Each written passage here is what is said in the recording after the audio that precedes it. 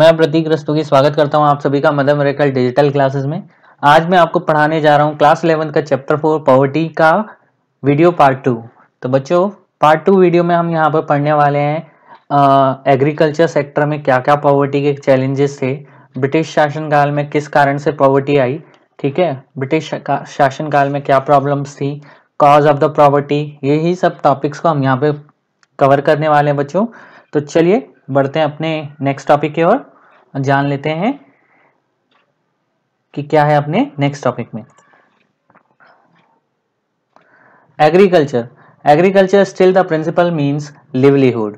In India agriculture is still the principal means of livelihood and the land is the primary assets of rural people. तो बच्चों, जैसा कि आप सभी जानते हैं कि आज भी भारत के क्षेत्र में, भारत एक कृषि प्रधान देश होने के कारण भारत में जो सबसे ज़्यादा जीवन निर्वाह का साधन है वो कौन है? एग्रीकल्चर, यानी कि कृषि है, ठीक है, जिसमें हम खेती करते हैं। Land is the primary assets of rural people. तो ग्रामीण क्षेत्रों में लोगों की जो प्रारंभिक संपत्ति है वो क्या है? जमीन है, ठीक है। तो जो लोगों की जमीन है वही उनकी प्रारंभिक संपत्ति है, और मेन जो जीवन निर्वाह करने का साधन है वो क्या है?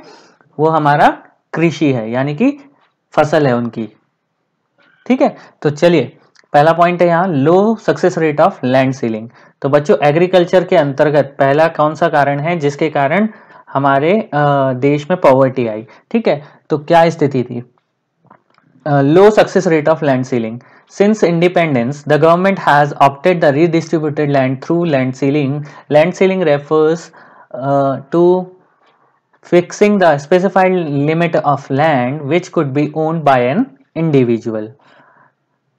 Beyond the specified limit, all land belonging to a particular person would be taken over by the government and will be allotted to the landless cultivator and small farmers. However, this move was successful only to a limited extent because large section of agricultural workers were not able to work in the farm. The small holdings due to the lack of money or skills and land holdings were too small to be viable. तो बच्चों, यहाँ पर साफ साफ लिखा है लो rate of land ceiling, यानी लो success rate. जो लैंड सीलिंग गवर्नमेंट द्वारा लगाई गई उसका जो सक्सेस रेट था वो काफी नीचे स्तर पे था। तो देखो क्या रीजन था। सिंस इंडिपेंडेंस, यानी कि स्वतंत्रता के समय से जब सरकार ने, भारतीय गवर्नमेंट ने क्या चीज चुनी? लोगों की जमीन को वापस से रिडिस्ट्रीब्यूट करने के लिए लैंड सीलिंग का एक ऑप्शन चुना, ठीक है। लैंड सीलिंग का मतलब होता था, लैंड सीलिंग में क्या होता था, हमारे पास जो fixed limited specified of land है उसे क्या करती थी गवर्नमेंट अपने अंडर में लेके वापस से इंडिविजुअल पर्सन के हिसाब से उन्हें बांट देती थी, ठीक है। जैसे कि आजकल आपने देखा होगा खसरा खतौनी जो की जाती है, उसमें क्या होता है, पर्टिकुलर पर्सन जितने लोग होते हैं उसको इंडिविजुअल के हिसाब से बांट देती है जमीन को, ठीक है। Beyond the specified limit all land belonging to the particular person would be taken over by the government. तो जो स्पेसिफाइड लिमिट होती है, जो लैंड की जो स्पेसिफाइड लिमिट होती है, उसके अलावा सरकार क्या करती है, जितना भी लैंड है पूरे पर्टिकुलर पर्सन के पास, किसी पर्टिकुलर पर्सन के पास अगर जितना भी लैंड है उसको गवर्नमेंट क्या कर लेती है, अपने अंडर में ले लेती है, टेकन ओवर कर लेती है, और देन उसके बाद उसे री अलॉट कर देती है। किसको? लैंडलेस कल्टीवेटर को और स्मॉल फार्मर्स को, जिनके पास एक लिमिट से ज्यादा जमीन है, उन लोगों से क्या करती है गवर्नमेंट, उनकी जमीन को क्या कर लेती है, टेक ओवर कर लेती है और उसको वापस से रिडिस्ट्रीब्यूट कर देती है लैंडलेस फार्मर्स में और स्मॉल कल्टीवेटर्स में या स्मॉल फार्मर्स में। समझ में आया बच्चों? तो यानी कि लैंड सीलिंग एक ऐसा प्रोसेस है जिसमें क्या है, एक सरकार ने एक limit, specified limit of land fix करी है जो कि एक इंडिविजुअल के पास होती है, ठीक है, जिसके पास एक इंडिविजुअल का स्वामित्व अधिकार होता है। तो यानी कि सरकार ने एक स्ट्रैटेजी बनाई जिसके अंतर्गत क्या करती थी, एक स्पेसिफाइड, क्योंकि हमारे भारत देश में लैंड स्पेसिफाइड है, तो लैंड स्पेसिफाइड होने के कारण तो वो क्या करते थे, जितनी भी एक पर्टिकुलर बंदे के पास जमीन है उसको सरकार खुद लेती थी और फिर उसके बाद क्या कर देती थी, उसे रीडिस्ट्रीब्यूट कर देती थी। एक स्पेसिफाइड लिमिट तक तो उस बंदे को दे दिया जिसका उसकी ऑनरशिप है, बाकी एक्स्ट्रा जमीन को सरकार टेक ओवर कर लेती थी और वो एक्स्ट्रा जमीन किसको दे देती थी, लैंडलेस कल्टीवेटर्स को और स्मॉल फार्मर्स को। तो इससे ऐसा करने से क्या फायदा हुआ, उसका रीजन मैं आपको बताता हूँ। जिन जिन लोगों के पास जमीन नहीं होती थी वो भी खेती कर पाए, सरकार इस तरीके से चल रही थी। लेकिन इसका एक ड्रॉबैक भी था, जो स्मॉल फार्मर्स थे, स्मॉल फार्मर्स के पास उतना पैसा नहीं था कि वो अपनी पैसे को लगाएं, स्किल्स को लगाएं और मशीनों को लगाएं जिससे कि वो खेती कर सकें। इतना पैसा भी नहीं था उनके पास, ठीक है, क्योंकि लार्ज सेक्शन जो हमारी इंडिया की पॉपुलेशन का था वो स्मॉल फार्मर्स का था। स्मॉल फार्मर्स के पास उतना पैसा नहीं था कि वो, उनके पास जमीन तो आ गई, जमीन तो सरकार ने दे दी, लेकिन जमीन के बाद भी काफी मनी इन्वेस्टमेंट की जरूरत पड़ती थी, स्किल्स की जरूरत पड़ती थी, जो कि स्मॉल फार्मर्स के पास नहीं होता था। और यही कारण था low success rate of land ceiling का, ठीक है। एग्रीकल्चर सेक्टर भी में low success rate of land ceiling भी एक महत्वपूर्ण कारण था पॉवर्टी का। समझ में आया बच्चों? यानी कि गरीबी का जो मेन कारण था, लोगों के पास उतना पैसा नहीं था कि वो अपने खेत में खेती कर सकें, ठीक है। चलिए बढ़ते हैं अपनी नेक्स्ट स्लाइड की ओर। British rules and adverse effect on living standard of Indians. तो यहाँ पे बोला गया बच्चों कि ब्रिटिश रूल्स का क्या एडवर्स इफेक्ट पड़ा लोगों के जीवन पर, ठीक है, ठीक है। जो भारतीय लोग थे उनके जीवन निर्वाह स्तर पर ब्रिटिश सरकार का क्या, या ब्रिटिश सरकार के जो रूल्स थे उनका क्या इफेक्ट पड़ा। तो ये सेकंड पॉइंट है, उसी में पॉवर्टी के कॉजेज में देखा जाए तो कि क्या इफेक्ट पड़ा, ठीक है। British government systematically destroyed Indian industries. The primary motive behind the D-industrialisation was to-fold: to get raw material from India at cheap rate to be used in the upcoming modern industries in Britain, to sell finished products of Britain industries in India's market at higher prices। तो बच्चों जैसा कि मैंने बताया था आपको, आपने अगर क्लास 9 में poverty as a challenges chapter पढ़ा हो तो उसमें ये पॉइंट पढ़ा होगा आपने कि ब्रिटिश रूल्स किस तरीके से इफेक्ट करता था, या अभी अभी मैंने पिछले चैप्टरों में भी आपको समझाया है कि ब्रिटिश रूल कैसे इफेक्ट करती थी इंडियन इकोनॉमी को, डी इंडस्ट्रियलाइजेशन कैसे किया गया भारत में। तो वही चीजें यहाँ पे ब्रिटिश सरकार ने सिस्टमेटिकली क्या करा, इंडियन इंडस्ट्रीज को डिस्ट्रॉय करा, यानी कि पूरी तरीके से नष्ट कर दिया, क्योंकि उनका मेन मोटो रहता था कि मेन मोटो डी इंडस्ट्रियलाइजेशन करने का मेन मोटो ये था कि वो किसी ना किसी तरीके से भारत के प्राइमरी मोटिव जो थे, प्राइमरी जो सेंसेस थे उनका प्राइमरी इंडस्ट्रीज को फिनिश किया जाए। क्योंकि भारत एक पहले जो था सोने की चिड़िया कहा जाता था। क्यों कहा जाता था? क्योंकि यहाँ पे सबसे ज्यादा रॉ मटेरियल और हैंडीक्राफ्ट इंडस्ट्रीज होती थी, उनको डिस्ट्रॉय करा गया यहाँ, ठीक है। To get the raw material from India. तो जो मेन मोटो थे, उनके दो प्राइमरी मोटो थे ब्रिटिश सरकार के डी इंडस्ट्रियलाइज करने के इंडिया में। पहला तो वो क्या करते थे, यहाँ से रॉ मटेरियल्स को ले जाते थे, जैसे रॉ मटेरियल का क्या हो गया, कॉटन हो गया, जूट हो गया, इनको इंडिया से ले जाते थे सस्ते दामों पर। और कहाँ, जो ब्रिटेन की अपकमिंग इंडस्ट्रीज थी, जो ब्रिटेन की मॉडर्न इंडस्ट्रीज थी, वहां पर रॉ मटेरियल वो प्रोवाइड करा देते थे। यानी कि इंडिया से चीप रेट पे रॉ मटेरियल उठा के मॉडर्न इंडस्ट्रीज ब्रिटेन में जो उनके पास थी उनमें वो मैन्युफैक्चरिंग कराने के लिए वो रॉ मटेरियल को यूज करते थे। समझ में आया? और देन वहां का जो फिनिश गुड्स होता था, जो मॉडर्न इंडस्ट्रीज से तैयार हुआ और ब्रिटिश सरकार का क्या होता था, फिनिश गुड्स होता था, वो वापस से क्लोथ के तरीके से, यानी कि क्लोथ लाइक जो फिनिश गुड्स होते थे, क्लोथ्स हो गया या और कोई प्रोडक्ट्स हो गए जिनका रॉ मटेरियल यहाँ इंडिया से ले जाया गया ब्रिटेन में, वहां ले जाके वहां पे प्रोडक्ट बना के उन्हें वापस से इंडिया के मार्केट में हायर रेट पे प्रोवाइड कराया लोगों को, ठीक है। तो इसका इफेक्ट डी इंडस्ट्रियलाइजेशन पे पड़ा, और जिससे भारत के जो अपने शिल्पकार थे या अपने हस्तकला व्यापारी थे उनको नुकसान होने लगा, और उनके पास कोई भी काम ना होने के कारण वो गरीबी में आ गए, ठीक है। तो more than 70% of the Indians were engaged in agriculture throughout the British Raj period. British policies raised rural taxes, which enabled merchant and money lenders to become large land owners. Under the British rules, Indian began the export food grains. It was responsible for frequent famine. As many as 26 million people died in a famine between 1875 to 1900। तो जैसा कि आपने पहला point समझ लिया, D industrialisation पहला कारण था। दूसरा कारण था, जैसा कि आप सभी जानते हैं कि भारत की 70% जनता जो है कृषि पर निर्भर थी ब्रिटिश राज पीरियड में, ठीक है। तो ब्रिटिश राज पीरियड में 70% जो भारत की पॉपुलेशन थी वो एग्रीकल्चर सेक्टर से पैसा कमाती थी, यानी कि एग्रीकल्चर के थ्रू ही पैसा कमाती थी। तो ब्रिटिश सरकार ने क्या करा, उस समय कुछ अपनी पॉलिसीज और रूल्स को बनाया। उन्होंने क्या करा, ग्रामीण क्षेत्रों में लोगों पर टैक्सेस लगा दिए, जिसे आप लगान के नाम से भी जानते हैं। तो टैक्सेस जो लगाए उन्होंने लगान के नाम से, तो उसमें क्या होता था, जो लैंड ओनर्स होते थे, बड़े बड़े जो लैंड ओनर्स थे, सबको बोल दिया गया कि आपको स्पेसिफाइड लिमिट ऑफ ये टैक्सेस आपको देने हैं, चाहे आप कितनी भी प्रोडक्शन करें, चाहे आप प्रोडक्शन करें या ना करें, आपके खेत में खेती हो या ना हो, आपको ये टैक्स देना ही देना है।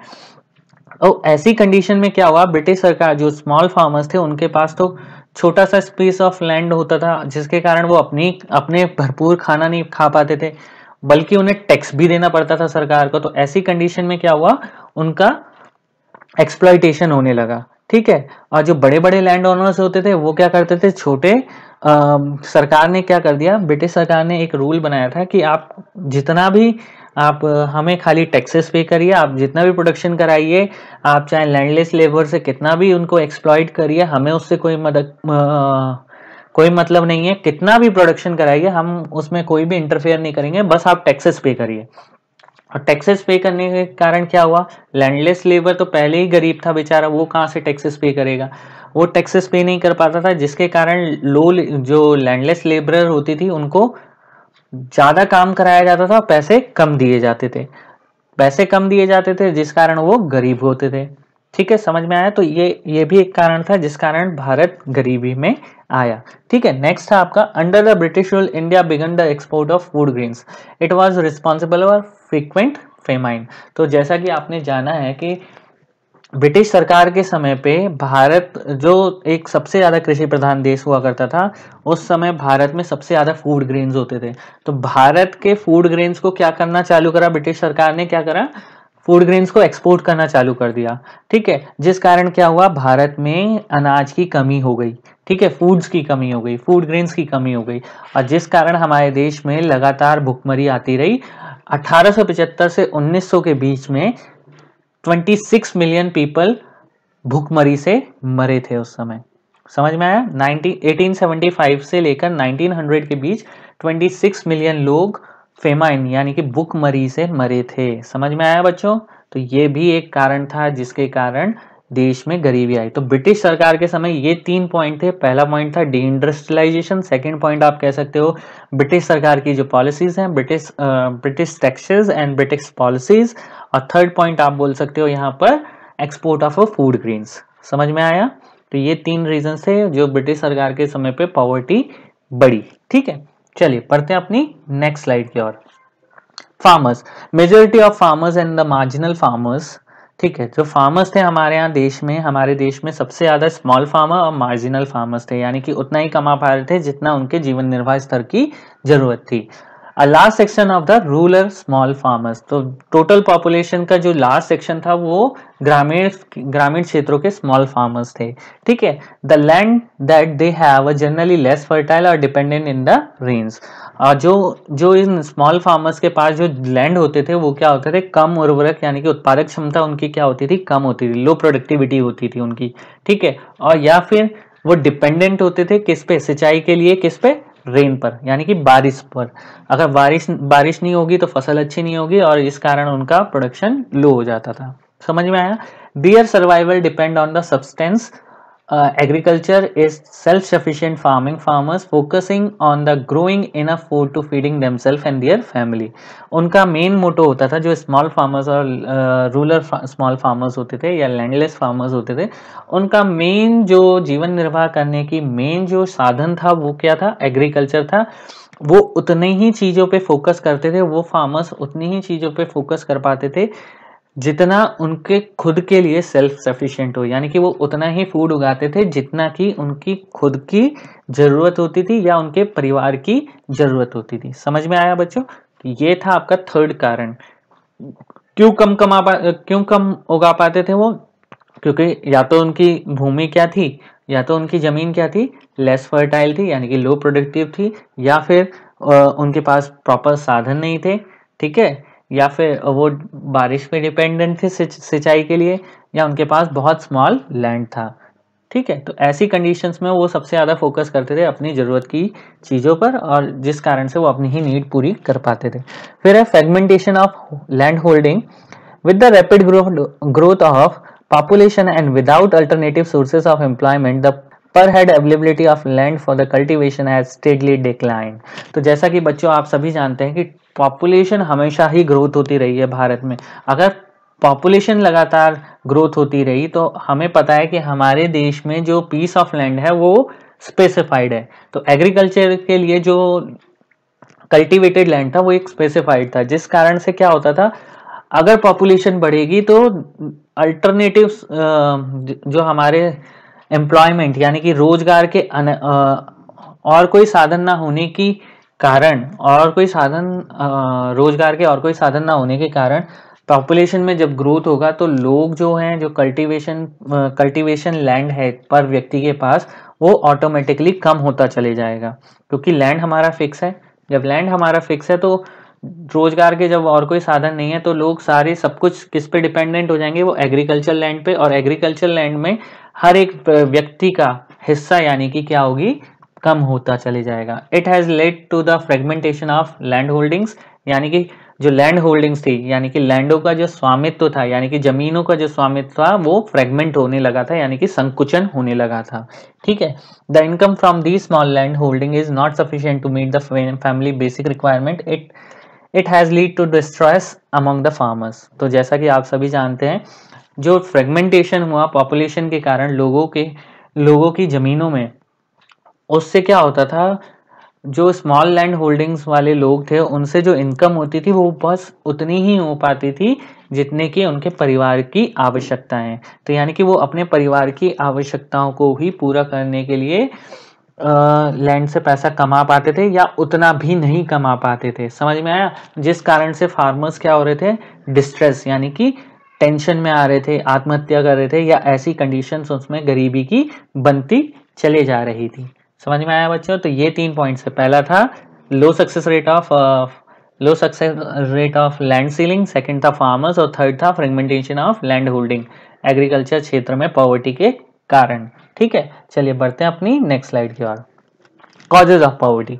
तो बच्चों क्या क्या कारण थे पॉवर्टी के, तो ये बहुत इंपॉर्टेंट पॉइंट है, आपका क्वेश्चन 4 नंबर में आता है। पहला है पॉपुलेशन एक्सप्लोजन। तो जैसा कि मैंने बताया, पॉपुलेशन जैसे जैसे बढ़ेगी उस प्रकार से लैंड कम होगा, और लोगों के पास पर हेड लैंड कम होने के कारण उनके पास गरीबी बढ़ेगी, वो उतना ही उत्पादन कर पाएंगे जितना कि उन्हें जरूरत है। तो यहाँ पे देखो, rapid growth of population particularly among the poor is responsible for the problem of poverty in country. जो हमारे देश में है, मेन पॉवर्टी का जो कारण है वो यही है। वो क्या है? लोगों में जनसंख्या की वृद्धि। ठीक है, जितनी लोगों की जनसंख्या बढ़ेगी उतनी ज़्यादा लोगों में गरीबी आएगी, क्योंकि लोगों के पास एम्प्लॉयमेंट के साधन नहीं है। ठीक है, गरीब लोगों के पास कहाँ से वो, क्योंकि ना तो वो शिक्षित हो पाएंगे, ना उनके पास कोई अल्टरनेटिव एम्प्लॉयमेंट है। ठीक है, नेक्स्ट चलते हैं आपका low level of economic development. The Indian economy is highly under developed due to the relative backwardness of agriculture and industrial sector due to the widespread and bottleneck in infrastructure facility। तो जैसा कि आप जानते हैं कि आप सभी जानते हैं कि भारत में जो था सारा एम्प्लॉयमेंट इंडस्ट्रियल सेक्टर और एग्रीकल्चर सेक्टर पे डिपेंडेंट था, क्योंकि उसमें क्या था, बैकवर्डनेस था, लो लेवल ऑफ ग्रोथ थी।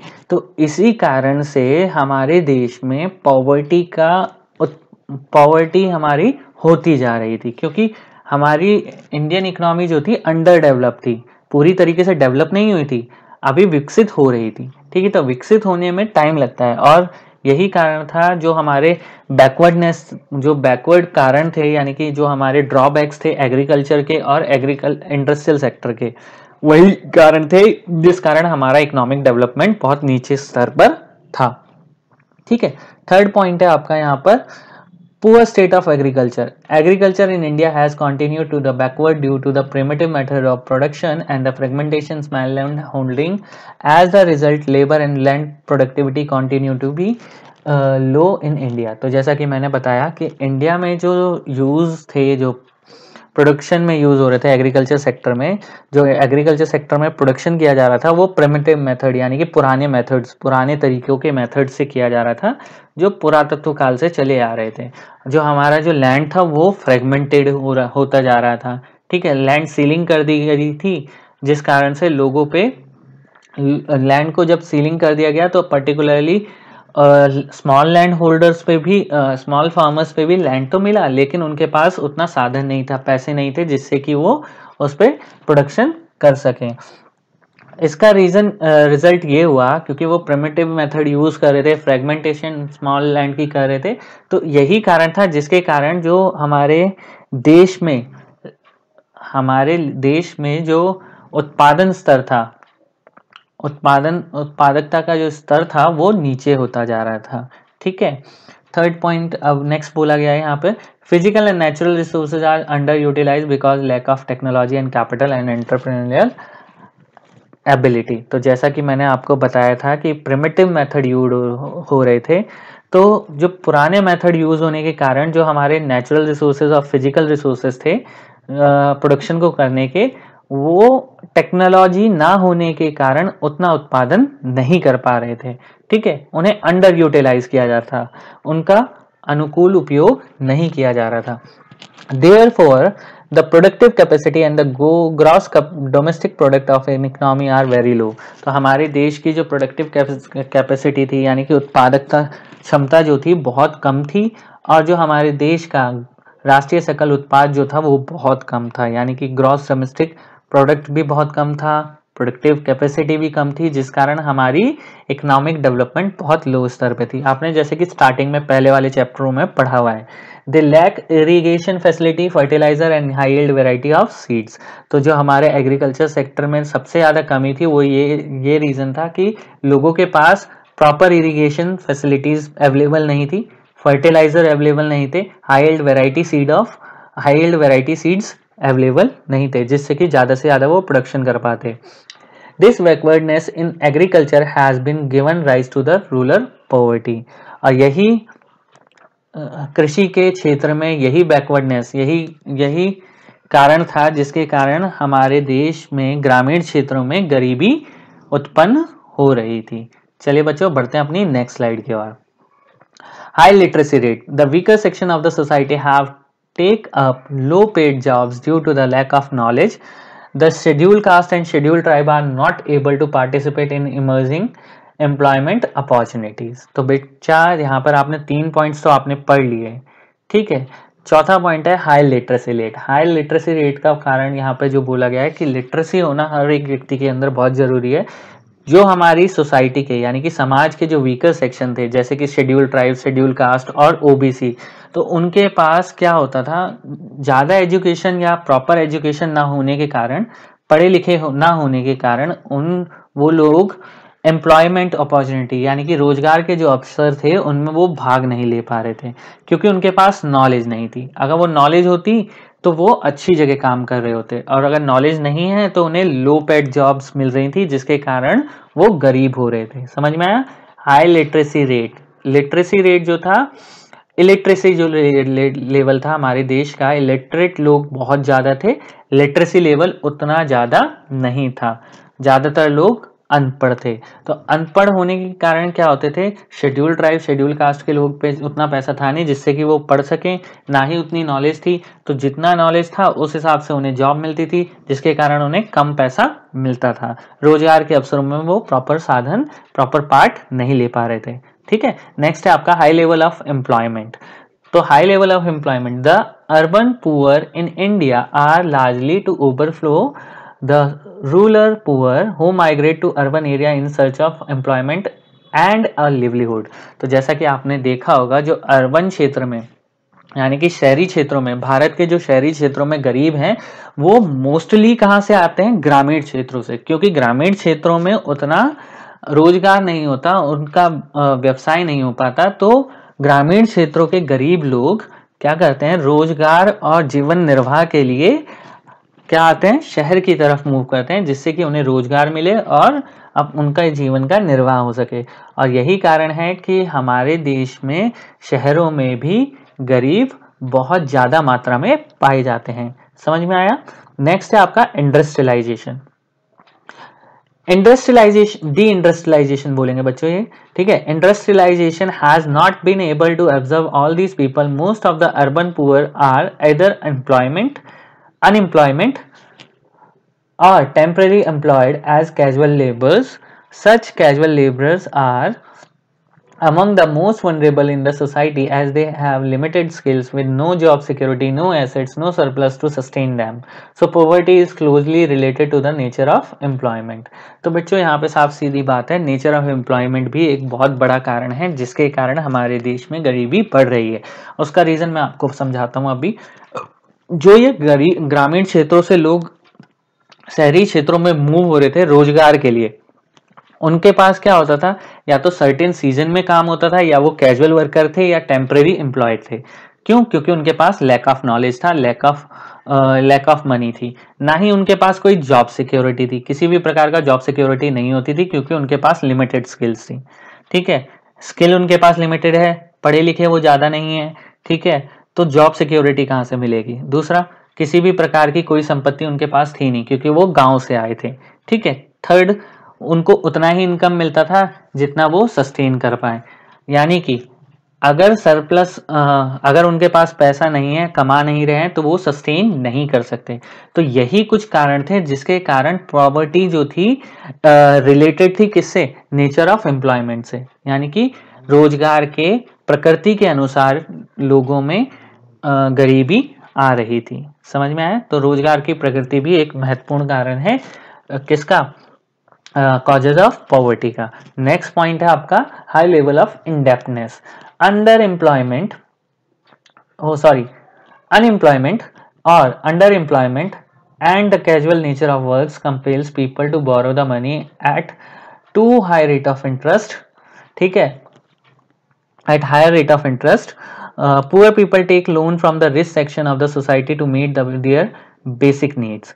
In return, they pay high rate of interest for the amount borrowed from money lenders. Money lenders exploit them and they does leave below poverty line from one generation to another. तो जैसा कि आप सभी जानते हैं, जो ग्रामीण क्षेत्रों से अर्बन क्षेत्रों में लोगों ने मूव करा, या फिर जो लोग अनएम्प्लॉयड है, या फिर जो कैजुअल वर्कर्स हैं, उनके पास गरीबी का कारण मेन है उनका उधार।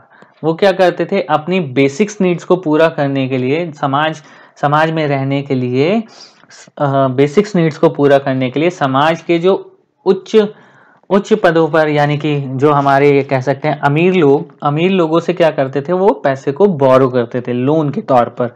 बोरो करना मतलब उधार लेते थे। ठीक है, तो वो क्या करते थे? पैसे गरीब लोग कहाँ से पैसे लेते हैं? अमीर लोगों से पैसे लेते थे उधारी पर।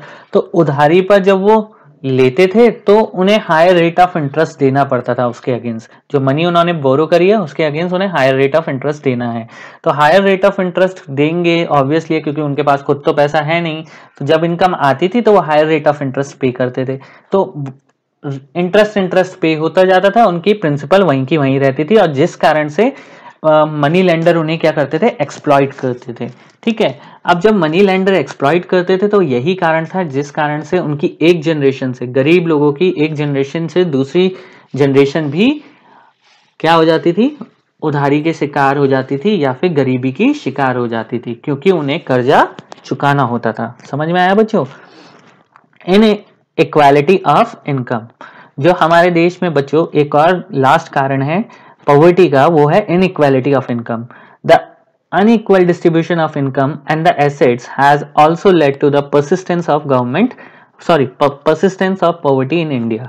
तो बच्चों जैसा कि आपको मैं बता दूं, भारत में जो हमारी आय का स्तर है, आय और संपत्ति का स्तर है और वितरण है, वो बहुत अनइक्वल है। यानी कि एक स्टेट में कुछ मिल रहा है एक इनकम और दूसरी जगह इनकम कुछ मिल रहा है। तो ये इनइक्वालिटी ऑफ इनकम जो हमारे देश में है, किसका कारण है? पॉवर्टी का सबसे बड़ा कारण है। ठीक है बच्चों, चलिए ये तो थे आपके कॉजेज ऑफ पॉवर्टी। चलिए अब बात करते हैं मेजर टू रिमूव पॉवर्टी। तो गवर्नमेंट ने क्या मेजर्स करे, क्या मेजर लेने चाहिए पॉवर्टी को मिटाने के लिए? ठीक है, तो क्या लिए? पहला पॉइंट था combating poverty by accelerating the pace of economic growth, यानी कि जो हमारी इकोनॉमिक ग्रोथ है उसकी गति को तेजी से बढ़ाना, जिससे कि गरीबी के अगेंस्ट लड़ा जा सके। ठीक है, तो यानी कि हमारे देश में जो अर्थव्यवस्था की ग्रोथ थी, यानी कि वृद्धि की दर थी, उसे तेजी से बढ़ाना जिससे कि गरीबी दूर हो सके। नेक्स्ट था आपका combating inequality of income through fiscal and legislative measures। ठीक है, तो यहाँ पे सेकंड पॉइंट है, जो हमारे देश में इनइक्वालिटी ऑफ इनकम है उससे लड़ना, और देश में फिस्कल और लेजिस्लेटिव मेजर्स को अपनाए। फिस्कल मतलब टैक्सेस पॉलिसीज वगैरह प्रॉपरली लगाई जाए और जिससे कि लोगों में इनइक्वालिटी ऑफ इनकम खत्म हो सके। नेक्स्ट है आपका combating poverty through population control. ठीक है, देश में जो पॉपुलेशन कंट्रोल है वो बहुत तेजी से बढ़ाना चाहिए जिससे कि पॉवर्टी कम की जाए। ठीक है, यानी कि जनसंख्या पर नियंत्रण किया जाए जिससे कि पॉवर्टी से लड़ सके हम लोग। फिर है next other major enhancing the quality of life of the poor, और किसी भी तरीके से ऐसे अन्य प्रकार के उपायों को अपनाना जिससे कि लोगों की जो गरीबों की जो क्वालिटी है, जीवन निर्वाह स्तर है, उनको बढ़ाया जा सके, यानी कि उनके जीवन निर्वाह स्तर को गरीबी से हटाकर एक पॉजिटिव साइड्स पे लाया जा सके। तो ये कुछ मेजर्स थे जिसमें हम रिमूव करेंगे पॉवर्टी को। चलिए बढ़ते हैं अपनी नेक्स्ट स्लाइड की ओर। Poverty alleviation programme. तो बच्चों कुछ पॉवर्टी एलिवेशन प्रोग्राम सरकार ने चलाए, कौन कौन से थे? Some of the principal measured adopted by government to remove poverty are given below. तो कुछ रीजंस यहाँ पे, कुछ पॉवर्टी प्रोग्राम्स गवर्नमेंट द्वारा चलाए गए जिसके द्वारा गरीबों में पॉवर्टी को मिटाया गया। समरान जयंती ग्राम स्वरोजगार योजना। तो संग्राम जयंती ग्राम स्वरोजगार योजना बच्चों SGSY के नाम से लॉन्च की गई। फिर नेक्स्ट था आपका संपूर्ण ग्रामीण रोजगार योजना। संपूर्ण ग्रामीण रोजगार योजना सरकार द्वारा लॉन्च की गई SGRY द्वारा नाम से। फिर थी प्रधानमंत्री ग्रामोदय योजना, ग्रामीण क्षेत्रों में प्रधानमंत्री ग्रामोदय योजना चलाई गई। फिर जयप्रकाश रोजगार गारंटी योजना। ये कुछ पॉवर्टी एलिवेशन प्रोग्राम थे जो सरकार द्वारा चलाए गए। फिर आया आपका द स्वर्ण जयंती शहरी रोजगार योजना, स्वर्ण जयंती शहरी रोजगार योजना। फिर आया प्राइम मिनिस्टर रोजगार योजना, यानी कि प्रधानमंत्री रोजगार योजना आई। फिर उसके बाद आया development of small and cottage industries, छोटे छोटे स्मॉल और कॉटेज इंडस्ट्रीज को संरक्षण देने के लिए सरकार ने ये प्रोग्राम चलाए। फिर नेक्स्ट था आपका minimum needs programme, 20 points programme. और फिर Mahatma Gandhi national rural employment guarantee act, ये तो आप सभी जानते हैं, नरेगा के नाम से आप सभी जानते हैं। तो मनरेगा के नाम से जो ये चल रही है, ये भी एक गरीबी मिटाओ प्रोग्राम के अंतर्गत ये योजना चलाई जा रही है। भारत में ये 10 योजनाएं थी पहले, अब जिनको बढ़ा दिया गया है। चलिए बढ़ते हैं अपनी नेक्स्ट स्लाइड की ओर। Government approach to remove the poverty. तो क्या क्या अप्रोचेस करे गवर्नमेंट ने किसको, पॉवर्टी को हटाने के लिए, क्या क्या नियम बनाए? In all the 5 years plans and policies, the maximum emphasis has been given on the poverty alleviation and the government has stressed the need for various strategy for the same। तो देखो, आपने देखा पहले, आपने 5 year प्लानिंग पढ़ी होगी, policies पढ़ी होगी, जिसमें गवर्नमेंट ने मोस्टली देश में से गरीबी को हटाने के लिए सरकार द्वारा बहुत से प्रोग्राम चलाए गए। तो कौन कौन सी स्ट्रेटेजीज बनाई गई, पहले ये देखिए। ठीक है, तो पहली थी ग्रोथ ओरिएंटेड अप्रोच। गवर्नमेंट ने 3 अप्रोचेस को अपनाया। पहला था ग्रोथ ओरिएंटेड अप्रोच, जिसमें वृद्धि करी गई, देश की GDP को बढ़ाया गया। तो देखिए यहाँ पर क्या बोला गया है, ग्रोथ ओरिएंटेड अप्रोच में क्या था? This approach was initiated from the first 5 year plan from 1951 to 1956. This approach is based on an expectation that effect on the economic growth, rapid increase in GDP and per capita income would spread to all section of the society and will trickle down the poor section also। समझ में आया बच्चों? तो सबसे पहले 5 year planning policies को जब लगाया गया 1951 से 56 के बीच, तो उसका मेन मोटो, जो मेन उद्देश्य रखा गया था, वो ये था कि GDP को किसी तरीके से बढ़ाया जाए और देश की इकोनॉमिक ग्रोथ को बढ़ाया जाए और लोगों की पर कैपिटा इनकम को बढ़ाया जा सके, जिससे कि समाज के सभी सेक्शन पे इसका बहुत बड़ा प्रभाव पड़े और देश में गरीबों की संख्या कम हो सके। ठीक है, नेक्स्ट आपका इसी के अंदर पॉइंट दे रखा है, population growth resulted a very low growth in per capita income. जैसे जैसे जनसंख्या का विकास होता गया उसी तरीके से ये पाया गया कि देश में लोगों की पर कैपिटा इनकम और ग्रोथ जो है बहुत नीचे स्तर पे थी, यानी कि बहुत धीमा उसमें क्या हो रहा था, विकास हो रहा था। Green revolution intensified the disparity regionally and between large and small farmers. धीरे धीरे जब पॉलिसीज लगाई गई 5 ईयर प्लानिंग्स में, तो एक हरित क्रांति जब लगाई गई तो उसमें क्या गया, क्षेत्रों के बीच में डिस्पैरिटी को हटाया गया और फोकस करा गया कि लार्ज फार्मर्स और स्मॉल फार्मर्स में जो भी डिस्पैरिटी है, यानी कि जो भी डिफरेंसेस पाए जाते हैं, जो भी उनकी इनकम में डिस्पैरिटीज यानी कि डिफरेंसेस पाए जाते हैं क्षेत्र के तौर पे या किसी भी तौर पे, उन्हें हरित क्रांति के द्वारा मिटाया जा सके। There was unwillingness and the inability of redistributed land।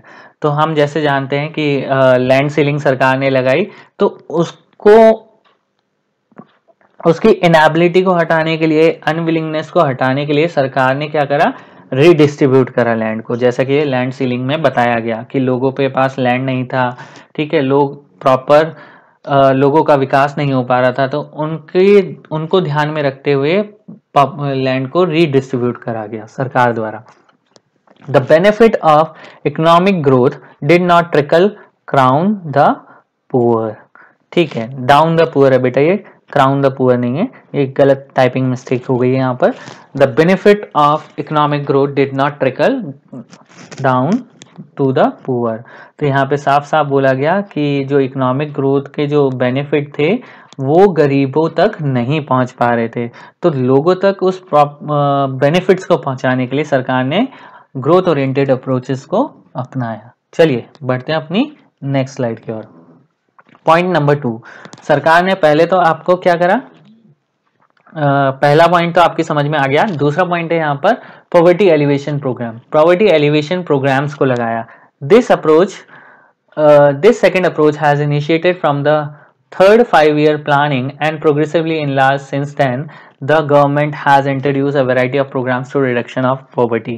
तो ये जो पॉवर्टी एलिवेशन प्रोग्राम्स को लगाया गया सेकेंड अप्रोच के थ्रू, तो पहला अप्रोच तो सरकार ने क्या करा, जीडीपी इंक्रीज करने पे लगाया, ठीक है। सेकंड था उनका क्या था, पॉवर्टी एलिवेशन प्रोग्राम्स को लगाना, जिससे कि लोगों में क्या हो, लोगों का विकास हो सके, गरीबी को मिटाया जा सके। तो उन्होंने क्या करा, थर्ड जो 5 ईयर प्लानिंग थी, उन्होंने पॉवर्टी को मिटाने के लिए फोकस करा और पॉवर्टी एलिवेशन प्रोग्राम्स को चलाया, ठीक है।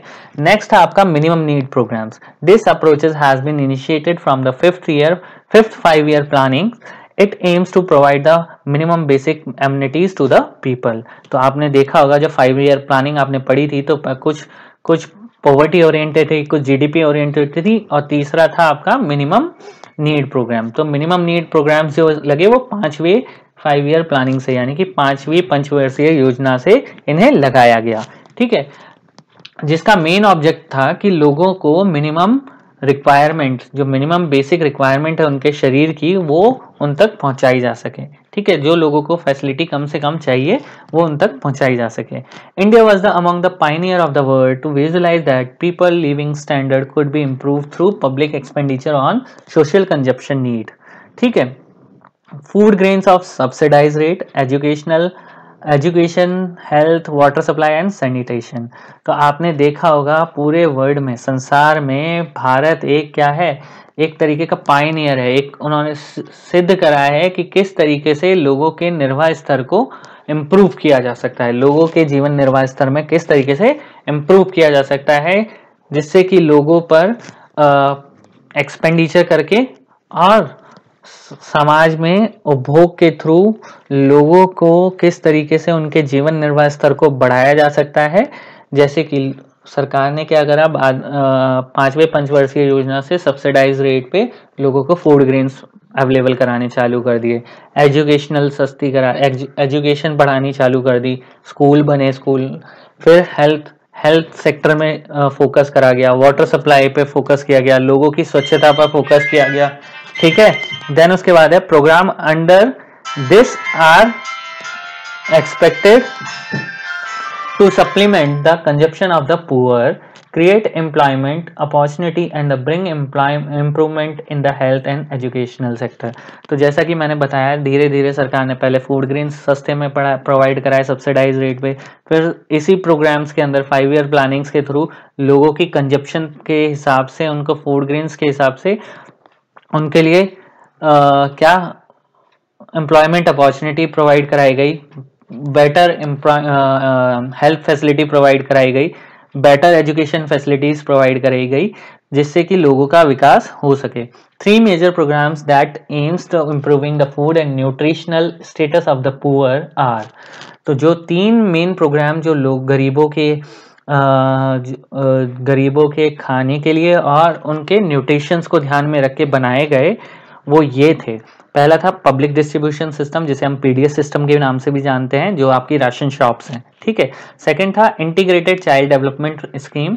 इंटीग्रेटेड चाइल्ड डेवलपमेंट स्कीम यानी कि चाइल्ड्स के लिए कम से कम कुछ नियम बनाए गए जिससे कि उन्हें शिक्षा मिल सके, ठीक है। प्रारंभिक शिक्षा को फ्री करा गया। फिर उसके बाद क्या था, mid day meal scheme launch करी गई। तो बच्चों ये कुछ 3 मेजर चीजें थी जिससे कि गरीब लोगों के क्या क्वालिटी को, न्यूट्रिशनल क्वालिटी और उनके फूड सेक्शन को उन तक मिनिमम रिक्वायरमेंट पहुंचाने के लिए ये प्रोग्राम लॉन्च करे गवर्नमेंट द्वारा, ठीक है।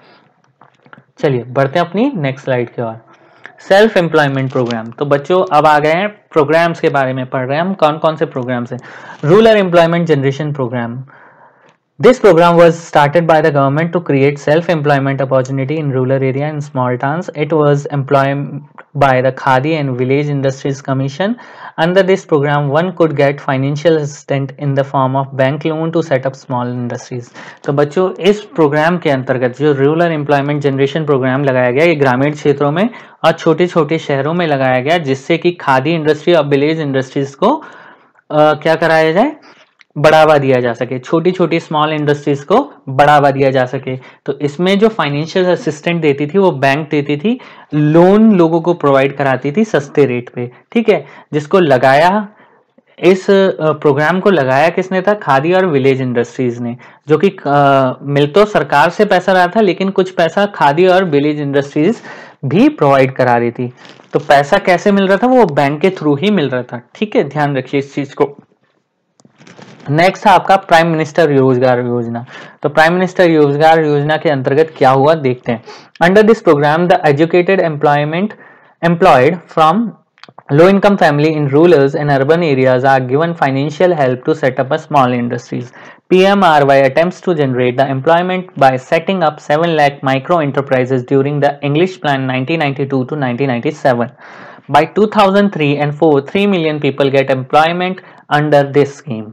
तो देखो यहाँ पर क्या बोला गया, प्राइम मिनिस्टर रोजगार योजना यानी कि प्रधानमंत्री रोजगार योजना के अंतर्गत क्या था, एजुकेटेड लोगों को, जो ऐसी लो लेवल इनकम्स हैं जो ग्रामीण क्षेत्रों और शहरी क्षेत्रों में रह रही है, उनको फाइनेंशियल सपोर्ट प्रोवाइड करा के गवर्नमेंट ने क्या करा, छोटी छोटी इंडस्ट्रीज को लगाया, जिससे कि छोटे और गरीब परिवारों को भी क्या मिले, छोटे और गरीब परिवारों को भी मदद मिल सके, जिससे कि वो अपनी स्मॉल इंडस्ट्रीज को सेटअप कर सकें, ठीक है।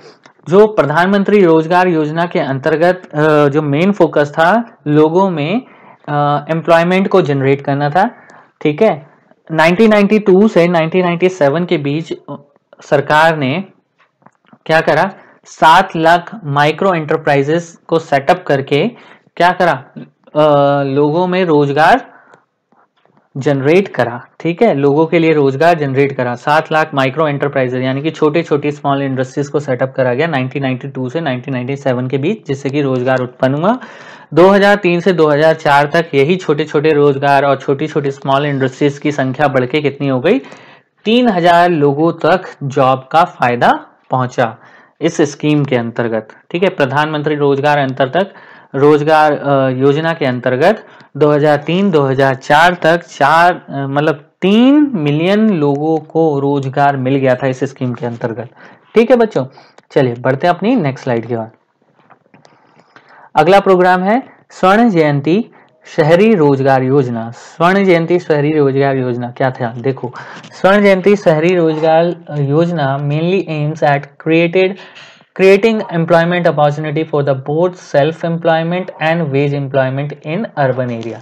शहरी क्षेत्रों में जो मजदूरी करने वाले लोग हैं या फिर जो खुद काम करने वाले लोग हैं, उनके बीच में रोजगार का अवसर प्रदान करने के लिए स्वर्ण जयंती शहरी रोजगार योजना का प्रारंभ किया गया। This programme seeks to provide gainful employment through the increasing the setting up self employment venture और provision to the wages employment.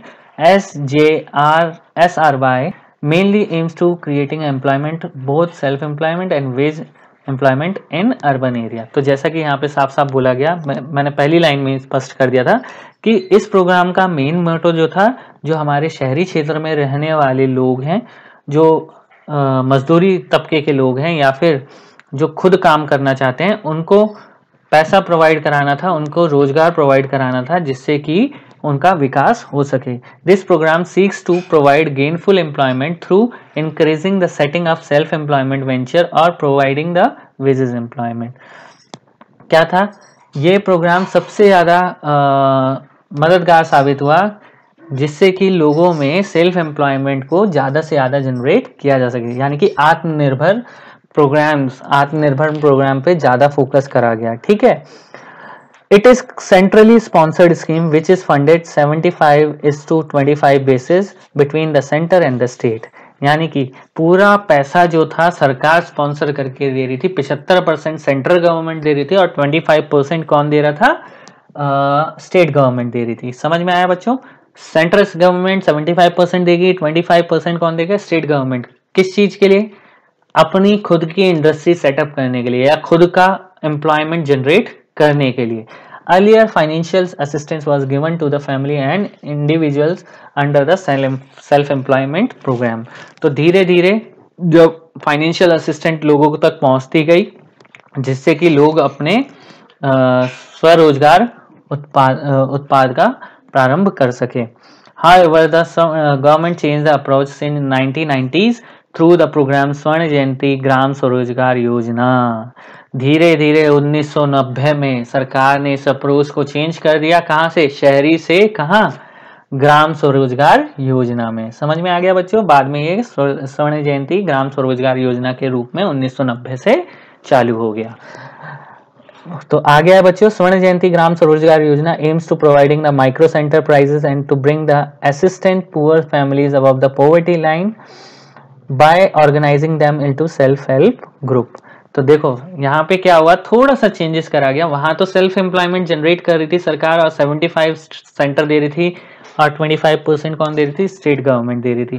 तो क्या था यहाँ पर इस प्रोग्राम का मोटो जो था, ग्राम स्वरोजगार योजना का मेन मोटो था कि माइक्रो सेंटर एंटरप्राइजेस को सेटअप किया जाए, यानी कि छोटे छोटे एंटरप्राइजेस को सेटअप किया जाए ग्रामीण क्षेत्रों में, और गरीबों की मदद की जाए, जिससे कि जो ग्रामीण क्षेत्रों में जो छोटे छोटे फैमिली हैं जो स्वरोजगार चला रहे हैं या खुद अपना काम करते हैं, उनको सपोर्ट प्रोवाइड कराई जा सके और लोगों को सेल्फ हेल्प ग्रुप प्रोवाइड कराए गए।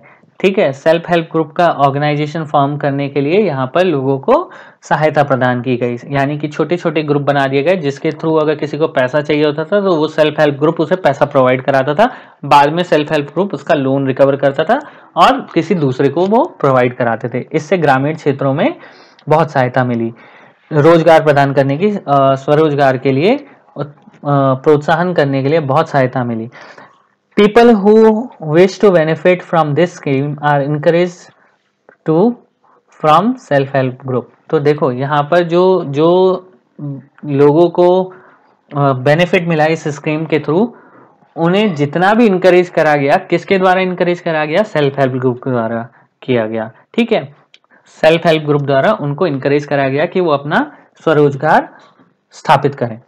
Initially they are encouraged to save some money and lend among themselves as small loans। तो पहले प्रारंभिक स्तर पर उन्हें क्या बोला गया? सेल्फ हेल्प ग्रुप बनाया गया, उनको बोला गया कि आप अपने ग्रुप बनाइए, थोड़ा थोड़ा पैसा बचाइए, जिससे कि आप दूसरों को छोटे छोटे लोन प्रोवाइड कर सकें। ठीक है। Later through banks the government provides partial financial assistance to self help group which then decide whom to loan is to be given for self employment activities। धीरे धीरे जब विकास होता चला गया तो ग्रामीणों के थ्रू जब सेल्फ हेल्प ग्रुप बन गए तो सेल्फ हेल्प ग्रुप को भी थोड़ी सी आंशिक मदद दे दी गई। लोगों की जो सेविंग्स होती थी छोटे छोटे ग्रुप्स में वो बना के अपना सेव करते थे और लोन प्रोवाइड कराते थे। तो इसी प्रकार से पहले तो इनिशियल स्तर पे तो पहले तो लोगों को पैसा बचाने के लिए प्रोत्साहित करा गया।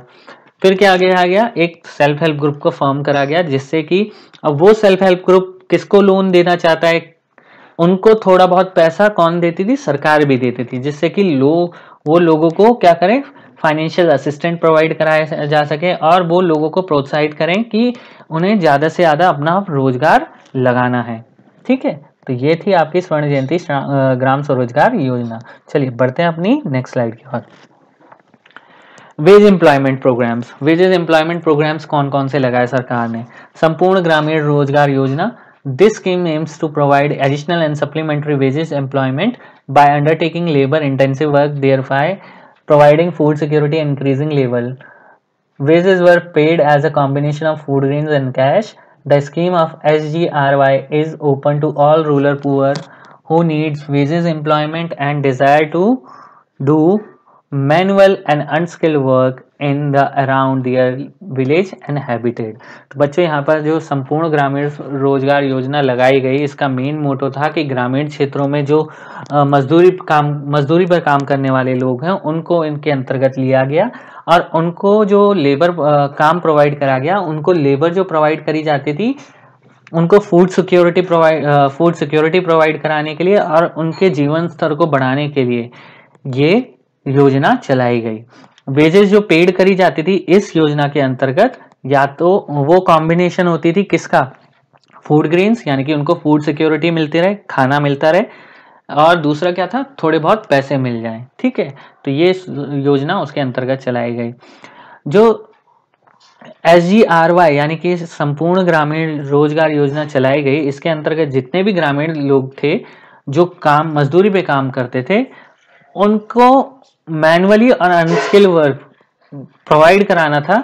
मेन मकसद क्या था, उनकी आवश्यकता अनुसार उनको मैनुअल और अनस्किल्ड वर्क प्रोवाइड कराना था, जिससे कि उनके गांव के आसपास उनका जीवन निर्वाह होता रहे। ठीक है, नेक्स्ट था आपका national food for work program. National food for work program 2004 में लॉन्च हुआ गया। ठीक है, बाद में इसे कन्वर्ट कर दिया गया किसमें, मनरेगा के नाम से 2005 में।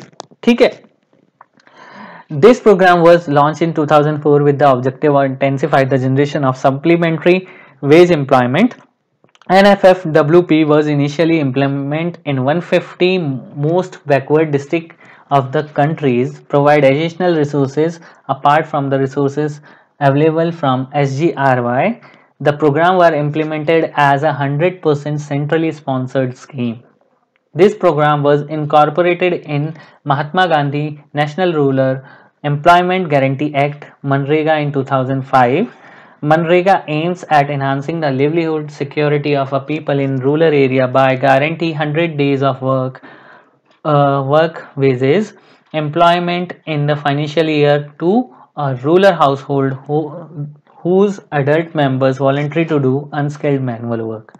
तो यहाँ पे देखो सरकार ने जो ये NFFWP चलाया, यानी कि national food for work program चलाया गया, वो इसलिए चलाया जिससे कि लोगों में क्या हो, अपने काम के लिए, मजदूरी वाले काम के लिए क्या हो,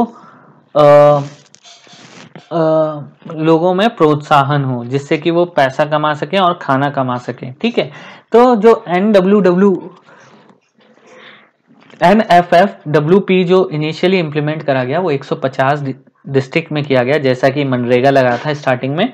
इसको इनकॉर्पोरेटेड कर दिया गया मनरेगा के साथ 2005 में। ठीक है, ये सारी स्कीम जो थी जिसमें लोगों को फायदा पहुंचाना था ग्रामीण क्षेत्रों में, कि लोगों को फूड सिक्योरिटी पहुंचती रहे और दूसरी उनके क्या, उनको काम मिलता रहे। ठीक है, उनके पास काम की कमी ना हो, उनके पास फूड और खाने पीने की कमी ना हो। इस कारण सरकार ने इस स्कीम को लॉन्च करा। 150 डिस्ट्रिक्ट में इनिशियली ये लॉन्च हुई थी। उसके बाद 100% जो भी पैसा था इस प्रोग्राम से रिलेटेड वो सरकार स्पॉन्सर कर रही थी, सेंट्रली स्पॉन्सर्ड कर रही थी। 2005 में national food for work program को लॉन्च कर दिया गया, किसके साथ, मनरेगा के साथ कॉर्पोरेट कर दिया गया। 2005 में जब मनरेगा बना तो उसमें क्या मेन मोटो था, ये तो आपने पहले भी पढ़ा है, मनरेगा 10th में भी पढ़ा होगा। और इसमें क्या होता था, 100 डेज ऑफ गारंटी सरकार देती थी ग्रामीण क्षेत्रों में लोगों को, जिससे कि लोग अपने जीवन निर्वाह स्तर को चला सकें या जीवन को चला सकें। एक फाइनेंशियल ईयर में अगर उनको 100 दिन का काम नहीं दिया जाता था तो उन्हें सरकार कंपनसेट करती थी, किस तौर पर, अनएम्प्लॉयमेंट अलाउंसेस के नाम से। ठीक है, तो ये था आपका मनरेगा प्रोग्राम। चलिए बढ़ते हैं अपनी नेक्स्ट स्लाइड की ओर। Critical evaluation of poverty elevation programme. तो बच्चों अब लास्ट आ गया है कि क्या एवेल्युएशन था, जो पॉवर्टी एलिवेशन प्रोग्राम चलाए गए उनके क्या ड्रॉबैक थे। Lack of resources, as compare to the magnitude of the poverty the amount of resources allocated and their program is not sufficient. जो हमारे देश में जो ये प्रोग्राम चलाए गए पॉवर्टी से लड़ने के लिए या पॉवर्टी के लिए, तो जो हमारे देश में साधन उपलब्ध थे या जितने प्रोग्राम चलाए गए वो उतने सफिशिएंट नहीं थे जिससे कि पॉवर्टी को हटाया जा सके। ठीक है, unequal distribution of the assets. Due to the unequal distribution of the land and the other assets, the benefit from the poverty alleviation program has been appropriate by the non-poors. ठीक है, तो जाहिर सी बात है, जैसा कि हमने बोला, जो हमारे देश में इनकम और एसेट्स का डिस्ट्रीब्यूशन है वो बहुत गलत तरीके से है। जो नॉन पुअर लोग हैं उनका कंपैरिजन टू, अगर मैं बात करूं पुअर पीपल, जो डिस्ट्रीब्यूशन ऑफ इनकम है और डिस्ट्रीब्यूशन ऑफ एसेट्स है, दैट इज अनइक्वल, उसको हटाना ही होगा। ठीक है, जितने भी हमारे देश में अनइक्वल लैंड डिस्ट्रीब्यूशन हो रहे हैं या एसेट्स हैं लोगों के पास, और जितने भी पॉवर्टी एलिवेशन प्रोग्राम चलाए जा रहे हैं उनको गरीब लोगों तक पहुंचाया नहीं जा रहा है। उसका रीज़न है क्योंकि अनइक्वल डिस्ट्रीब्यूशन ऑफ इनकम और एसेट्स है हमारे देश में। अगर हमारे देश में अनइक्वल डिस्ट्रीब्यूशन ऑफ एसेट्स और इनकम ना हो तो ये गरीबी हट सकती है। ठीक है, पॉवर्टी एलिवेशन प्रोग्राम्स के थ्रू भी इन्हें हटाया नहीं जा सकता। नेक्स्ट है आपका improper implementation. These program depend mainly on the government and the bank official for their implementation. जाहिर सी बात है, क्योंकि हमारे देश में जितने भी पॉवर्टी एलिवेशन प्रोग्राम चलाए जाते हैं वो गवर्नमेंट ऑफिशियल्स की मदद से चलाए जाते हैं या गवर्नमेंट सरकार द्वारा चलाया जाता है। However, the corruption and lack of the training and the pressure from the local leaders and non-participation of local level institution resulted in proper implementation of this program. तो हमारे देश में पता है ट्रेनिंग की कमी होने के कारण प्रेशर जो होता है, लोकल लीडर्स का प्रेशर होता है, लोगों किसी भी प्रोग्राम को चलाने के लिए सरकार की आवश्यकता होती है और बैंक की आवश्यकता होती है। अगर किसी प्रोग्राम को चलाना है तो जाहिर सी बात है वहाँ करप्शन भी होगा। क्यों? क्योंकि वहाँ पर पॉलिटिकल क्या होता है, इंटरफेरेंस आ जाता है। तो पॉलिटिकल जब इंटरफेरेंस आ जाता है किसी भी गवर्नमेंट के प्रोग्राम में तो वहाँ पे करप्शन भी आ जाएगा। तो यही कारण है non participation of local level of institution, उसमें कोई प्रॉपर पार्ट नहीं देते किसी भी प्रोग्राम में। यही कारण है कि जो पॉवर्टी एलिवेशन प्रोग्राम भी मददगार नहीं है। Lack of infrastructure. There was a lack of infrastructure facilities such as a school, road, power, telecom and its services, training institution, etc. in the poverty restriction program. तो जैसा कि आप सभी जानते हैं कि जो हमारे देश में इंफ्रास्ट्रक्चर फैसिलिटीज बहुत कम हैं, बहुत कम पाई जाती हैं। स्कूल और पावर बैकअप्स, रोड्स और टेलीकॉम फैसिलिटी उतनी ज़्यादा विकसित नहीं है, जो मेन कारण है हमारे देश में पॉवर्टी का, गरीबी का। ठीक है, lack of active participation of poor people, ये भी बहुत इंपॉर्टेंट कारण है जिस कारण पॉवर्टी एलिवेशन प्रोग्राम काम नहीं कर पा रहा है। हमारे देश में सबसे ज़्यादा आपने देखा होगा जो गरीब लोग होते हैं वो अपने पॉवर्टी प्रोग्राम्स के अंतर्गत एक्टिव पार्टिसिपेशन नहीं लेना चाहते। High growth rate along the insufficient reduce poverty, in fact there is a need of active participation for poor for effective implementation of poverty alleviation program. Poverty can effectively then eradicate only when the poor start contributing to growth by their active improvement in the growth process. This is possible through a process of social mobilization, encouraging poor people to the participant and get them empowered। ठीक है, जब तक लोगों को ग्रामीण क्षेत्रों में empower नहीं किया जाएगा, उनको प्रोत्साहित नहीं करा जाएगा, मोबिलाइज नहीं करा जाएगा, उनको सिखाया नहीं जाएगा, उनको ट्रेनिंग नहीं दी जाएगी, जब तक उनके ज्ञान को बढ़ाया नहीं जाएगा तब तक वो एक्टिवली पार्ट नहीं ले पाएंगे। और जब तक वो एक्टिवली पार्ट नहीं ले पाएंगे तब तक हमारे देश में से पॉवर्टी एलिवेशन प्रोग्राम का सक्सेस होना नामुमकिन है। तो समझ में आया बच्चों? तो कुछ पॉइंट्स थे जो पॉवर्टी एलिवेशन प्रोग्राम को लिमिटेशन भी कह सकते हो, limitation of a poverty elevation program भी बोल सकते हैं, या difficulty of a poverty elevation program वो ये है। ठीक है, lack of resources, unequal distribution of assets, improper implementation, lack of infrastructure, lack of active participation of poor people. तो बच्चों ये थे कुछ पॉइंट्स जिससे पॉवर्टी एलिवेशन प्रोग्राम सक्सेस नहीं हो पाए। तो बच्चों यहाँ पे मैंने एक मैप दिया है, माइंड मैप, इससे आप समझ सकते हैं। और ये पूरा चैप्टर आपका समाप्त हो गया। तो पूरा चैप्टर नेचर ऑफ पॉवर्टी यहाँ दे रखी है, देखो 3 डायमेंशनल गवर्नमेंट अप्रोचेस बताए गए, पॉवर्टी एलिवेशन प्रोग्राम बताए गए, कैटेगराइजिंग ऑफ पॉवर्टी।